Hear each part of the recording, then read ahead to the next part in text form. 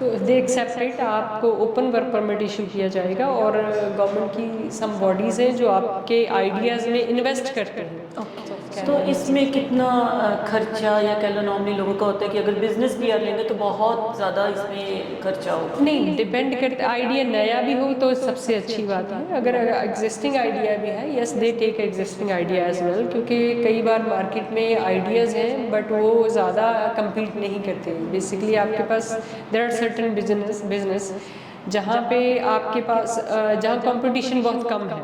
नमस्कार। अपनी बेहतरीन सर्विस के लिए पूरी दुनिया में famous all you need immigration services यानी कि AYN इमिग्रेशन सर्विस के आज मैनेजिंग डायरेक्टर सोनिया गोयल जी हमारे साथ हैं। सोनिया जी बहुत बहुत स्वागत है आपका। थैंक यू जी, thank you so much, thank you for having me. Sonia ji, जैसे पहले मैं दर्शकों को बोल चुकी हूँ कि AYN के तहत आपने बहुत ही हैप्पी कस्टमर्स आपके पास यहाँ पर हैं, तो कितनी ब्रांचेस अभी आपकी हैं और लुधियाना में जैसे ओपन की वो कौन सी ब्रांच है आपकी? जी, लुधियाना में अभी हमने specially for our Punjabi clients हमने लुधियाना में लोधी क्लब रोड के ऊपर हमने एक नई ब्रांच ओपन की है for all type of information regarding Canadian immigration. So you are welcome to come there ji.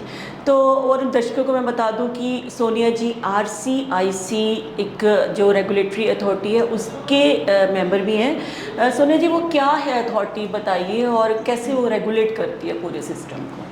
Basically Canada में जितने भी इमिग्रेशन कंसल्टेंट्स हैं उनको एक रेगुलेटरी बॉडी है जो हमें एक अथॉरिटी डेजिग्नेशन दी जाती है, उसको रेगुलेटेड कैनेडियन इमिग्रेशन कंसल्टेंट के नाम से जाना जाता है। We are licensed holder. हम लोग जो है फेडरल गवर्नमेंट के अंदर आते हैं। अगर आपको कोई भी किसी भी प्रकार की प्रॉब्लम है या फिर आपको किसी भी प्रकार की सहायता चाहिए इमिग्रेशन के रिलेटेड, तो आप अगर रेगुलेटेड कैनेडियन इमिग्रेशन कंसल्टेंट के साथ में कांटेक्ट करेंगे तो उससे आपको क्या है कि हम लोग बाउंड होते हैं। We have a responsibility. Basically इस रिस्पॉन्सिबिलिटी के हिसाब से हम लोगों को एक एडवाइस है कि हम गलत एडवाइस किसी को नहीं कर सकते और हम लोग अपने कॉन्ट्रैक्ट से बाउंड होते हैं। So that's why we are under the government. So basically कोई भी एक्शन आता है, कुछ भी गलत है तो government can catch us any time. तो हम पे काफ़ी ज़्यादा रिस्ट्रिक्शंस होती हैं। तो बेस्ड ऑन दैट हमें एक लाइसेंस नंबर जो है वो इशू होता है और उसकी फ़ीस होती है। एवरी ईयर हमें मॉनिटरिंग की जाती है। तो based on that client can have एक ऑनेस्ट और एक जो है fair advice yes fair advice वाला पर्सन ले सकते हैं। और मोस्टली बिकॉज ये गवर्नमेंट के अंदर आते हैं तो गलती करने की जो है वो कहते हैं गुंजाइश कम हो जाती है। जी तो मीन्स जैसे कि ये अगर कोई प्रॉपर किसी को गाइडेंस लेनी है तो वो उनको स्पेशली RCIC मेंबर के ही अंडर आना चाहिए। जी देखिए, वैसे तो गवर्नमेंट ने एक जो कोई भी पर्सन है एडवाइस अगर आपको ज़रूरत है तभी लें, वरना आप अपनी फ़ाइल खुद भी लगा सकते हैं। बट क्योंकि हम लोग रेगुलेटेड हैं तो एक प्रोफेशनल एडवाइस हम लोग दे सकते हैं, क्योंकि उसमें क्या है कि हमने थॉरली लॉ को जो है स्टडी किया होता है। ऐसी सुनी सुनाई बातों पे हम लोग आगे एडवाइस नहीं देते या फिर हम यूट्यूब या किसी और चैनल को देखनी, हम लोग गवर्नमेंट लॉ को फॉलो करते हैं। जो डायरेक्टली हमें इंस्ट्रक्शंस आती हैं इमिग्रेशन के थ्रू, उसको हम क्लाइंट के थ्रू पास ऑन करते हैं। मीन्स जो कस्टमर को एडवाइस तो भी लेने की ज़रूरत होती है कि कई बार गवर्नमेंट की क्या पॉलिसी या क्या और स्कीम्स निकली हैं उनको पता ही नहीं होता। जी हाँ, जी हाँ। कई बार क्या होता है कि हम रेगुलरली चेक करते हैं कि हमारे जो क्लाइंट्स हैं वो मिसगाइडेड बहुत ज़्यादा हैं। जैसे इंडिया में या बाहर कहीं जो एजेंट्स हैं, मैंने देखा है क्लाइंट्स को अट्रैक्ट करने के लिए गलत एडवर्टाइजमेंट करते हैं और गलत तरह के प्रोग्राम बताते हैं, बट जो कि रियल में होते ही नहीं है बेसिकली। तो कई बार हमें बाद में पता चलता है और क्लाइंट हमें खुद फ़ोन करके बताते हैं कि ये वाली एडवर्टाइजमेंट चल रही है जी एजेंट की, तो वो क्या है। सो बेसिकली ऐसा कुछ नहीं है। जो भी है गवर्नमेंट की, हम लोग गवर्नमेंट की गाइडलाइंस को ही फॉलो करते हैं। ऐसे कोई भी सुनी सुनाई बात या किसी भी घोस्ट कंसल्टेंट के थ्रू कही हुई बात पे हम नहीं जाते। ओके, तो जैसे कि AYN तो एक आपका एक मोटो ही है कि the right advice at right time. जी हाँ। तो उसका मतलब आपका क्या उससे मेन है? देखिए, हमारा मेन मोटिव ये है कि किसी भी पर्सन को, देखिए हम लोग शॉर्ट टर्म में बिलीव नहीं करते, we always go with the long run. अगर आज हम आपके साथ किसी भी क्लाइंट के साथ आज हम जुड़े हुए हैं तो उनका क्या है कि एक क्लाइंट अगर एक बार आ जाता है ना तो उसका अगर आपने काम अच्छे से कर दिया तो definitely in future he will give us so many references. तो हम शॉर्ट टर्म में बात नहीं करते। तो हमारा जो मेन मोटो ही है कि right advice at the right time, और हमें ज़्यादातर एडवर्टाइजमेंट करने की ज़रूरत भी नहीं पड़ी अब तक, क्योंकि हमारा रेफरेंस के थ्रू क्लाइंटेल काफ़ी अच्छा है। और वी ऑलवेज एडवाइस के लोगों को कि अगर पॉसिबिलिटी है हम तभी एडवाइस करेंगे, अदरवाइज़ नहीं। तो अब तक आप कितने अपने हैप्पी कस्टमर्स को अपनी सर्विसेज दे चुके हैं? देखिए I have more than thousands of people so far, and पिछले 9 साल से हम लोग इस प्रोफेशन में हैं, और कनाडा में मैं फुल टाइम इस प्रोफेशन से डील करती हूँ। और we have offices in Dubai as well. तो हम लोग स्टडी वीज़ा थोड़ा कम है, बट हमारे पास ज़्यादातर वर्क परमिट और पीआर से रिलेटेड जो क्लाइंट हैं और बिज़नेस से रिलेटेड क्लाइंट्स हैं, उनसे हमें काफ़ी अच्छा रिस्पांस मिला है। इसलिए हमने लुधियाना में अपना ऑफिस ओपन किया है बिकॉज ऑफ दैट। ओके। तो जैसे कि मतलब इंडियन स्पेशली पंजाबियों का तो बहुत ज़्यादा वो टेस्ट है कि बाहर जाना है, कनाडा में बसना, कनाडा में सेटल होना। तो क्या आपके पास कोई स्पेशल प्रोग्राम, जैसे अभी आप वर्क परमिट या कोई परमानेंट रेजिडेंसी या कैसे ले सकते हैं, कोई बिजनेस पीआर वगैरह? देखिए अब गवर्नमेंट ने एक नया प्रोग्राम शुरू किया है। वैसे प्रोग्राम तो पहले से ही था, बट अभी ज़्यादा प्रमोशन इसलिए हो रही है क्योंकि आपने सुना होगा कि कनाडा में ज़्यादातर लोग कह रहे हैं जॉब नहीं मिल रही, ये है वो है, बट ऐसा कुछ नहीं। एक्चुअली अगर आपके पास राइट स्किल है और राइट ट्रेड्स में आपके पास एक्सपीरियंस है तो वहाँ जॉब्स भी अवेलेबल हैं। तो ऐसा नहीं है कि नहीं है। और दूसरी बात यह है कि जैसे यहाँ पर या कहीं भी आप बिज़नेस कर रहे हो तो बिजनेसमैन प्रेफर करते हैं कि हम जॉब्स क्यों करें। तो उन लोगों के लिए गवर्नमेंट ने एक स्पेशल प्रोग्राम ओपन किया है जिसको स्टार्टअप वीज़ा बोला जाता है। स्टार्टअप में क्या है कि अगर आपके पास कोई बिजनेस आइडियाज़ हैं, कोई अच्छा बिजनेस आइडिया है, बेस्ड ऑन दैट अगर आप इवन इन्वेस्टमेंट भी नहीं करना चाहते और आपके पास एक अच्छा आइडिया है बिजनेस का और आपके पास बिजनेस में कोई एक्सपीरियंस है, सो बेस्ड ऑन दैट आप कनाडा में परमानेंटली मूव हो सकते हैं अपनी फैमिली के साथ। वो आइडिया जो है वो उनकी जो रेगुलेटर अथॉरिटीज़ है वो उसको मतलब जी हाँ, वहाँ पे 2-3 अथॉरिटी हैं बेसिकली। जैसे एंजल इन्वेस्टर हैं, वहाँ पे कुछ बॉडीज़ हैं गवर्नमेंट ने अपॉइंट की हुई हैं बेस्ड ऑन दैट प्रोग्राम, जो आपके आइडियाज़ को, अगर उनको लगता है कि अगर आपका जो आइडिया है वो सक्सेसफुल होगा आगे बिजनेस प्रपोजल के लिए, तो दे एक्सेप्ट इट। आपको ओपन वर्क परमिट इशू किया जाएगा और गवर्नमेंट की सम बॉडीज़ हैं जो आपके आइडियाज़ में इन्वेस्ट करते हैं। ओके। सो वो इन्वेस्टमेंट उनकी खुद की होती है और आइडिया आपका है। अगर आपके पास अच्छा आइडिया है और आपको लगता है कि यू हैव एक्सपीरियंस, तो आपको कोई ज़रूरत नहीं है कि आप जॉब ढूंढें या फिर आप जॉब लेबर मार्केट में जो है आप अपना स्ट्रगल करें। आप सीधे अपना बिजनेस भी ओपन कर सकते हैं और they will support for the business people and you can create a job. Basically it will impact a Canadian economy and उसके बेस पे आपको जो है परमानेंट रेजिडेंस ऑफ कनाडा। तो इसमें कितना खर्चा या कह लो नॉर्मली लोगों का होता है कि अगर बिजनेस पीआर लेंगे तो बहुत ज़्यादा इसमें खर्चा होगा? नहीं, इसमें एक्चुअली ये मिसकंसेप्शन है, इसमें एक्स्ट्रा कोई खर्चा नहीं होता। बेसिकली मेन तो आपका बिजनेस आइडियाज़ ही है और इन्वेस्टमेंट जो है वो वहाँ पे कंपनीज़ हैं वो करती हैं और आपको वो ट्रेनिंग भी देती हैं अगर आपने बिज़नेस आगे ओपन करना है। इसमें आप 60,000 से लेके जितने भी, मतलब इट डिपेंड्स ऑन यू। अगर आपकी जितनी भी कैपेसिटी है और आपको लगता है आपने बिजनेस बड़ा करना है और छोटा करना है, आपकी मर्जी है बेसिकली। मतलब वो money that is open, yes that is open opportunity basically. It's start from 60,000।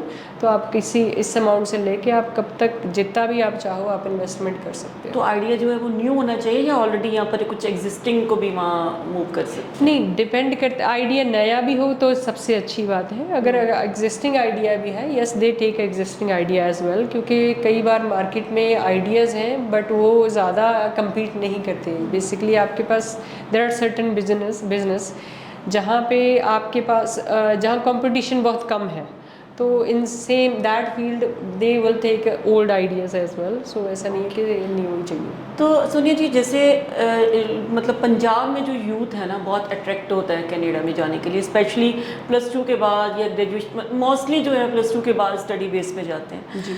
तो स्टडी वर्सेस अगर हम वर्क परमिट या और किसी बेस से पीआर लेना, तो कैसे आप उसको डिफ्रेंशिएट करेंगे, विच इज़ बेटर?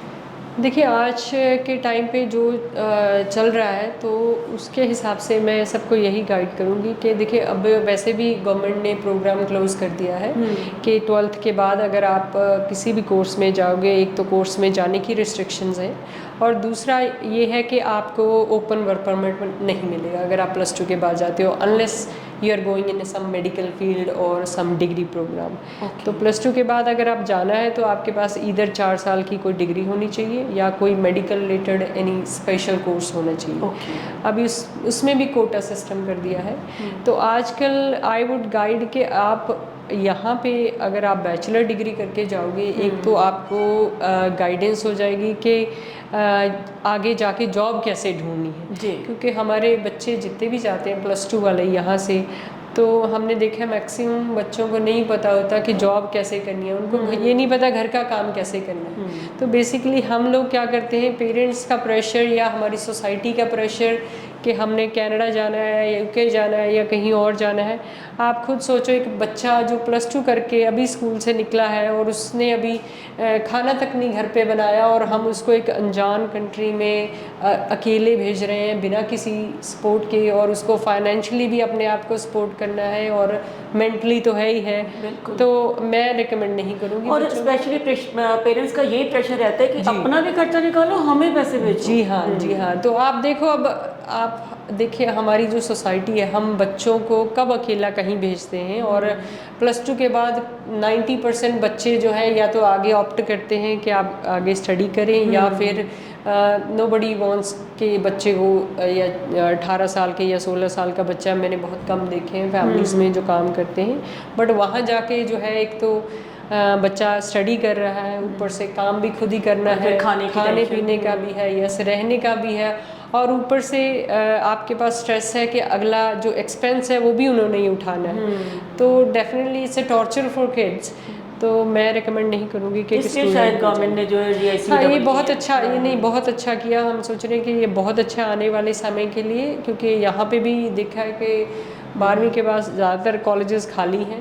तो I think they should go with after graduation अगर उनको लगता है, क्योंकि बच्चे में मैच्योरिटी भी आ जाती है और उनके पास स्किल है कोई वहाँ पे काम ढूंढने के लिए भी। तो नॉर्मली स्टडी बेस पे बच्चे जाते हैं तो टारगेट तो वही होता है पीआर ले लें वहाँ की। जी। तो फिर अगर स्टडी के लिए आप पीआर ले रहे हो तो वो कितने ईयर्स का प्रोसीजर है, और अगर आप वर्क परमिट के थ्रू जा रहे हो तो उसमें कितना टाइम, मतलब आपका ईयर्स कितने सेव होते हैं उसमें?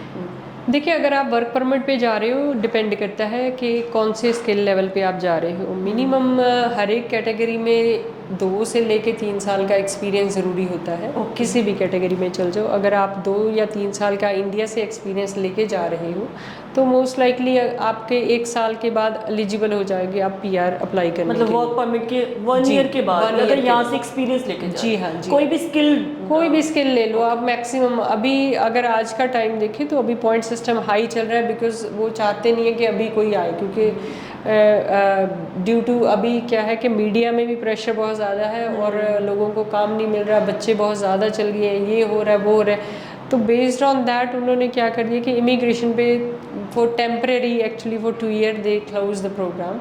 तो अभी अगर आप देखा जाए तो वर्क परमिट पे जाना बेटर होगा इंस्टेड ऑफ स्टडी परमिट, क्योंकि उस पर आपको एक तो स्किल है आपके पास, दूसरा आपके पास जॉब है, तीसरा आपको स्ट्रेस नहीं है कि आपने कहाँ जॉब ढूंढनी है, क्या करना है, और अगर आपके पास अच्छे रिलेशन है एम्प्लॉयर्स के साथ तो वो ऑटोमेटिकली आपका वर्क परमिट एक्सटेंड हो ही जाता है। तो स्किल अप्लाई कर कोई भी हो जी, कोई भी स्किल हो इजीली मिल जाती है वहाँ पे। मिल जाती है जी, इजीली मिल जाती है। तो फिर जो इतना जो बड़ा अभी आजकल हुआ है कि जॉब नहीं मिलती, बच्चे चाहते हैं उनके लिए काम नहीं है, मतलब मीन जो ऐसे चले गए उनको काम नहीं मिल रहा या विदाउट एनी स्किल। देखिए आप पहले आप ये देखें कि जितने भी बच्चे यहाँ से जा रहे हैं +2 के बाद जा रहे हैं, और जिनको काम नहीं मिलता वो मैक्सिमम वही हैं जो +2 के बाद में। बिल्कुल। ठीक है जी।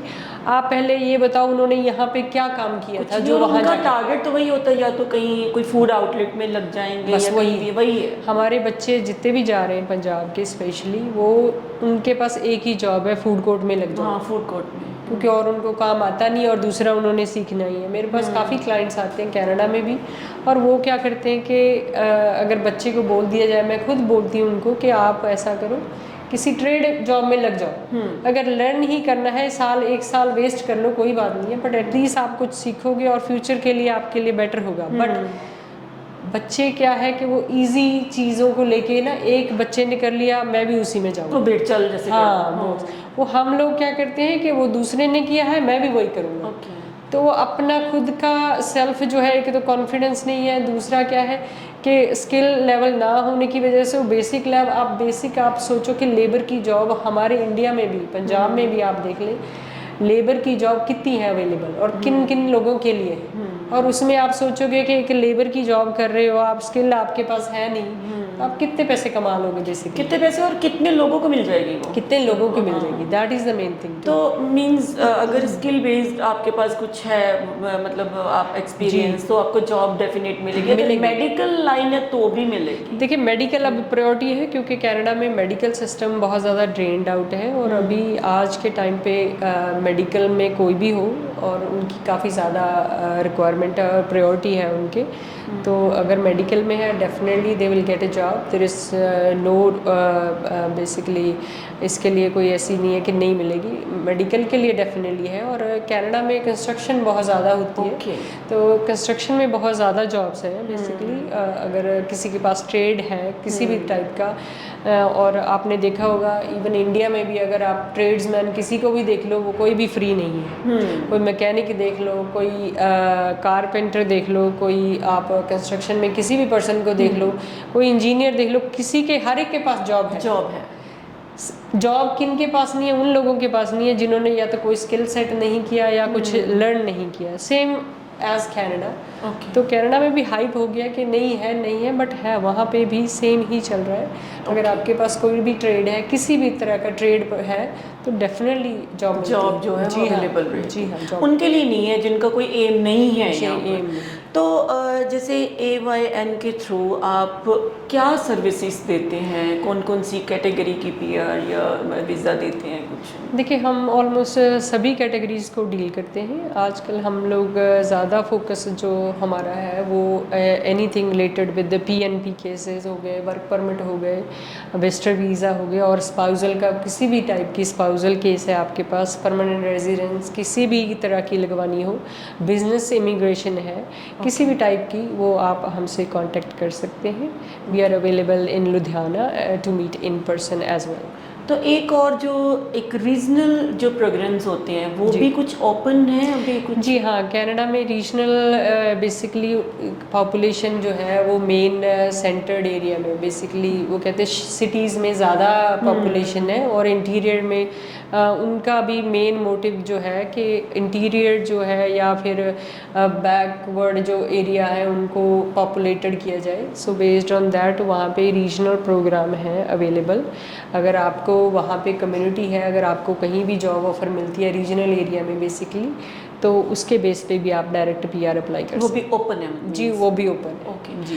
तो ये तो कनाडा की बात हुई, और इसके अलावा आप कौन सी कंट्रीज़ के लिए लोगों को सर्विसेज देते हैं? जी हम लोग एट दिस मोमेंट हम UK के IT में, कोई भी किसी का IT में एक्सपीरियंस है, कोई भी इंजीनियर है, उनके लिए हमारा UK में प्रोग्राम ओपन है वर्क परमिट के लिए। और कितना एक्सपीरियंस होना चाहिए? मिनिमम 2 ईयर का एक्सपीरियंस होना चाहिए, और आपके पास बैचलर डिग्री है अगर IT में, तो definitely we can apply for UK as well. Okay, तो उसमें क्या मतलब मींस रहेगा, सैलरी पैकेज और क्या कुछ? देखिए वो डिपेंड करता है जॉब्स के ऊपर, और डिपेंड करता है कंपनीज़ के ऊपर। आप अगर आप अपने आप को असेस करवाना चाहते हैं तो आप अपना रेज्यूमे हमें फॉरवर्ड कर दें, तो हम आगे बेसिकली क्या है कि हर कंपनी की सैलरी जो है डिफरेंट होती है। ओके। तो डिपेंड्स, अगर आप एम्प्लॉयर ने आगे चूज़ किया है तो definitely there everybody has a different. तो ये कितनी देर का वर्क परमिट होता है, फिर आगे एक्सटेंशन मिलती है या पीआर तक का, पीआर इजीली वहाँ पर हो जाती है कैसे? जी, वहाँ पे पीआर के लिए 5 साल लगते हैं बेसिकली, 2 से लेके कई का 2 साल का, और समार्ट 3 ईयर वर्क परमिट होता है। उसको Okay. आगे 2 साल की एक्सटेंशन मिलती है, उसके बाद में आप पीआर अप्लाई कर सकते हैं। जी तो ये यूके में आपने आईटी का बोला, और कुछ यूरोप के भी कुछ प्रोग्राम्स हैं कुछ? जी, यूरोप में यस, यूरोप में आपकी कोई भी क्वालिफिकेशन है,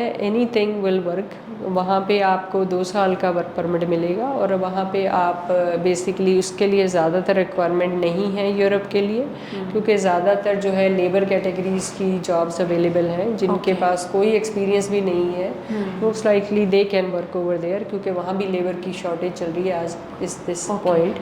तो आप यूरोप के लिए अप्लाई कर सकते हैं और आपको 2 साल का वर्क परमिट मिलेगा, और based on that later on you can extend it. अगर आपको लगता है कि आपने एक्सटेंड करना है, यू कैन एक्सटेंड इट। मतलब उसमें भी कुछ अच्छी जी, salary हर है? कंट्री Short- में, जी हर कंट्री में आप कहीं भी चले जाओ, सब जगह जो है एक्सटेंशन की पॉसिबिलिटी है। इवन कनाडा में भी अगर आपकी पीआर नहीं भी हो रही तो आगे आप वर्क परमिट एक्सटेंड करवा सकते हैं। जी, तो और क्या आप हमारे दर्शकों को कहना चाहते हैं? जी, मैं यही कहना चाहूँगी, सबसे पहले तो आपने कहीं भी जाना हो, चाहे हमारे थ्रू जाएं, आप किसी के थ्रू जाएं, आप सबसे पहले तो आप गवर्नमेंट की वेबसाइट पे चेक करें, वहाँ पे इंस्ट्रक्शन दी हुई हैं।